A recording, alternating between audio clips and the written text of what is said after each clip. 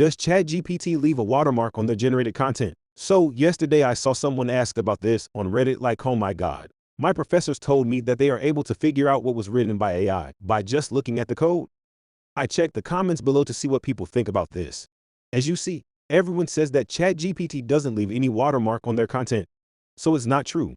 However, Thomas Goldstein's tweet revealed that OpenAI aims to prevent social media bot creation and academic dishonesty by using a watermarking algorithm that can detect AI-generated content. Speaking from personal experience, I use Nita Sayai's paraphrasing tool to restructure any AI-generated content that makes OpenAI's watermarking efforts meaningless.